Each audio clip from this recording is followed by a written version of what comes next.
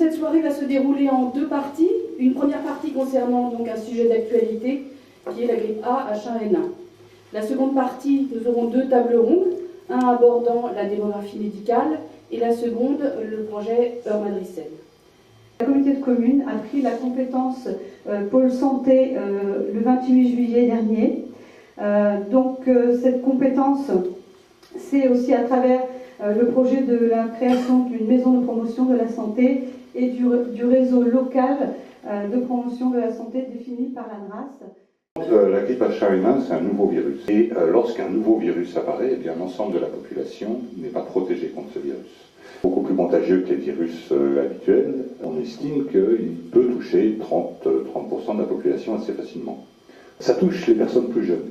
C'est pas plus grave, à ce jour, qu'une grippe saisonnière. Comment j'attrape la grippe? C'est par contact avec un malade qui tousse ou qui éternue. Le virus est dans nos sécrétions. Il est projeté par le patient lorsqu'il tousse et qu'il éternue. Et bien sûr, par contact avec des objets souillés, donc souillés par nos éternuements. Et ça se dépose et ça reste au moins 24 heures sur les surfaces. L'incubation, c'est-à-dire combien de temps je vais savoir que j'ai attrapé la grippe si quelqu'un de grippé m'a éternué dessus. Eh bien, c'est entre 24 heures et 7 jours. La contagiosité, quand je suis malade, quand est-ce que je transmets ce virus aux autres, c'est une particularité de la grippe. On est contagieux 24 heures avant le début des signes. Et puis on est contagieux pendant toute la durée des signes. C'est-à-dire tant qu'on est malade, qu'on éternue, qu'on est fébrile ou qu'on tousse, eh bien on peut transmettre le virus. La durée de la maladie est de 3 à 6 jours. Quand on est malade, qu'est-ce qu'on fait? Il faut appeler son médecin. Il faut éviter, bien sûr, de sortir de chez soi. Et dans la mesure chez soi, éviter de transmettre à sa famille. Je mets un masque quand je ne suis pas seul, parce que le masque il est pour le malade. Quand on va chez un patient et qu'on voit que toute la famille porte un masque sauf le malade, c'est qu'on a inversé le problème. Je me lave les mains souvent, bien sûr, parce qu'il suffit d'avoir le nez qui gratte comme ça, et on a les mains pleines de virus. Je bois beaucoup de façon fébrile, je prends du paracétamol, et de toute façon je suis la prescription du médecin. Maintenant qu'on sait comment on l'attrape, normalement on sait comment ne pas l'attraper. Ce qui marche aussi bien, c'est l'eau et le savon, ce qui permet d'être beaucoup moins cher, et probablement moins agressif pour les mains, parce que les gels hydroalcooliques, au bout d'un moment, ça peut éviter. Sur un chirurgical, il y a un côté qui est un peu rigide, et un côté qui est tout mou. Ah, tu le fais. Voilà. Donc c'est important, c'est de bien passer sur le nez en haut, et ensuite de bien descendre sous le menton. Voilà. Mais ça, c'est un masque qui vous permet d'éviter de cracher du virus sur les autres. Il n'y a eu aujourd'hui, depuis le début, donc depuis le mois d'avril cette année, que 3 cas confirmés de H1N1 dans le département de l'Eure. Communauté de communes Heure-Madricène, le centre correspondant sera celui des Anguilles. Donc on part sur le principe qu'une équipe de vaccination sera composée au minimum d'un médecin, de 5 infirmières, de 3, 4, voire 5 personnels administratifs. Les centres de vaccination seront ouverts de 17h à 21h pour permettre aux personnes qui travaillent de pouvoir bénéficier des vaccinations s'ils le souhaitent. Nous sommes réunis ce soir pour vous exposer le projet de maison de prévention de la santé. Je vais vous présenter un certain nombre de personnalités qui honorent cette réunion de leur présence. Il y a un manque de professionnels de santé dans notre région. C'est assez alarmant. Nous le constatons quotidiennement, tous les jours, quand il s'agit d'avoir un rendez-vous chez un médecin spécialiste, chez un dentiste.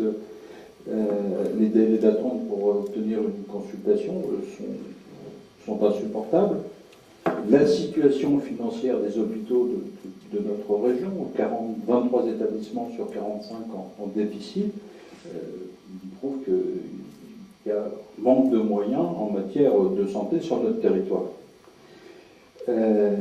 Quand on sait que l'évolution démographique, et je crois que Bernard Le Guillavec en parlait tout à l'heure, médicale, mais aussi l'évolution démographique de la population, le vieillissement de la population ne va pas aller en se réduisant, et c'est tant mieux. Je pense qu'il n'est pas possible qu'une région, qu'un département ou qu'une collectivité locale se désintéresse.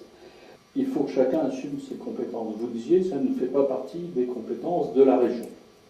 Je crois que là, l'État a un pouvoir important, Et je crois qu'il est important que tous les Français soient aussi bien soignés, quel que soit l'endroit sur le territoire où ils habitent. Alors, la responsabilité d'élus politiques, à un moment, est de dire eh bien, il faut qu'on s'associe, collectivité locale, mairie, communauté de communes, département, région, c'est le cas dans le cadre du 276, pour que des maisons médicales puissent être créées là où il y a besoin, pour donner le plus de moyens et le plus d'envie peut-être aussi aux médecins de venir sur nos territoires pour soigner les populations, former des infirmières, parce que nous en manquons dans notre région. Donc la région a mis un certain nombre de dispositifs pour aider en particulier les jeunes hommes ou femmes les moins favorisés pour obtenir des bourses supplémentaires pour pouvoir se former au métier d'infirmier ou d'infirmière.